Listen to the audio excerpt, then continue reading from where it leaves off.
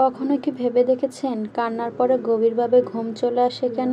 সবচেয়ে কষ্টের মুহূর্তের সময়ও যদি কাছের মানুষটা দূরে চলে যায় এবং আপনি নিজেকে খুব অসহায় এবং একাকিত্ব মনে করেন, তখন আপনার রব আপনাকে সব কিছু থেকে দূরে রেখে গভীর ঘুমে আচ্ছন্ন করে, যাতে আপনার ক্লান্ত মন গভীর ঘুমে আচ্ছন্ন হয়, যাতে আপনি কষ্টটা ভুলে যেতে পারেন। অনেক দুঃখ পাওয়ার পর গভীর ঘুম থেকে ওঠার পর দেখবেন মনটা অনেক হালকা হয়ে গেছে, বুক থেকে ভারী কিছু একটা নেমে গেছে। এভাবেই আমাদের কষ্টের মুহূর্তে আল্লাহ জানিয়ে দেয় যে তিনি আমাদের সাথে আছেন। সুবহান আল্লাহ। হ্যালো সবাইকে, আসসালামু আলাইকুম। কেমন আছেন সবাই? আশা করছি আল্লাহ তাআলার অশেষ রহমতে সবাই অনেক ভালো আছেন। আমরা আপনাদের দোয়ায় ও ভালোবাসায় এই তো আলহামদুলিল্লাহ ভালো আছি। আজকে একটি ব্লগ ভিডিও নিয়ে চলে আসলাম অনেকদিন পর। আজকে দুপুরে যা যা রান্না করব তাই আপনাদের সাথে শেয়ার করব। এখানে মিষ্টি কুমড়া দিয়ে বাগদা চিংড়ি রান্না করব, কলার থোড় রান্না করব চিংড়ি মাছ দিয়ে, আর সাথে আছে মলা মাছের চচ্চড়ি করব। তো পুরো ভিডিও জুড়ে সবাই আমার সাথেই থাকুন।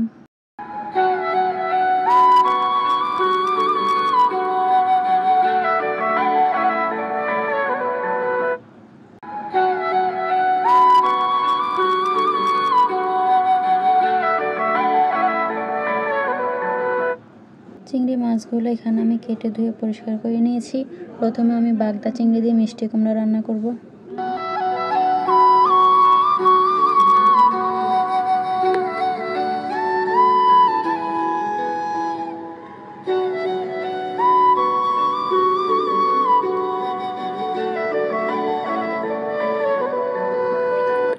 তেলটা গরম হয়ে গেছে, বাগদা চিংড়িগুলোকে প্রথমে ভেজে নেব। চিংড়ি মাছ ভাজা হয়ে গেলে এবার মিষ্টি কুমড়াটা রান্না করে নেব। রান্নার জন্য চুলায় কড়াই বসিয়ে দিলাম।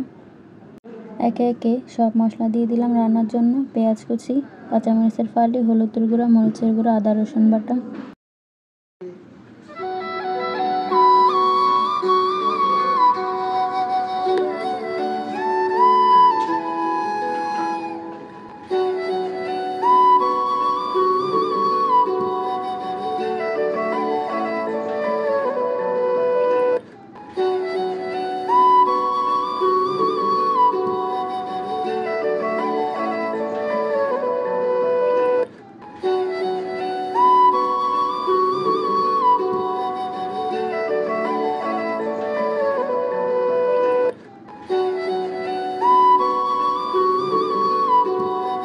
এখন রান্না করব কলার থোড়গুলো আমি হলুদের গুঁড়ো দিয়ে প্রথমে সিদ্ধ করে নেব।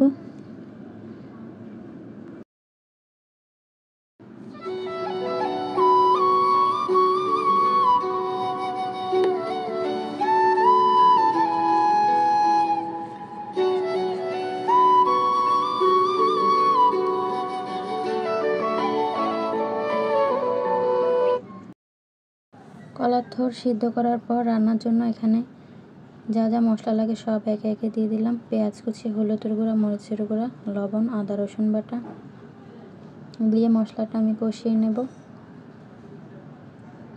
দিয়ে দিলাম স্বাদ মতো লবণ, দিয়ে দিলাম কাঁচামরিচের ফালি, দিয়ে দিলাম এখানে খেসারির ডাল আর কুচো চিংড়ি দিয়ে আজকে কলার থোড়টা রান্না করব।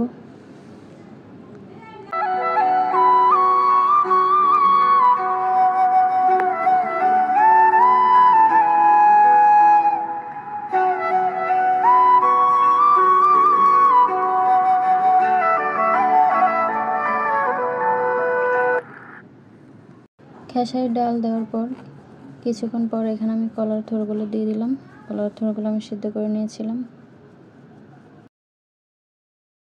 কলার থোড় আমার রান্না করা হয়ে গেছে। এখন রান্না করব ছোট মাছগুলো এখানে আমি কেটে নিতেছি। ছোট মাছ কাটা হয়ে গেলে এবার রান্না করব। চুলায় কড়াই বসিয়ে দিলাম। কড়াইতে দিয়ে দিলাম সয়াবিন তেল গরম হয়ে গেলে একে একে সব মশলা দিয়ে দিলাম। পেঁয়াজ কুচি, হলুদের গুঁড়া, মরিচের গুঁড়া, আদা রসুন বাটা দিয়ে মশলাটা আমি কষিয়ে নেব। মশলা কষানো হয়ে গেলে ছোট মাছগুলো দিয়ে দিলাম। ছোট মাছটা আমার রান্না করা হয়ে গেছে। উপর দিয়ে বেলুন বা টক ফল দিয়ে দিলাম। এখন ধনেপাতা কুচি দিয়ে নামিয়ে নেব। রান্না বান্না তো শেষ, এখন খাওয়া দাওয়া করার পালা।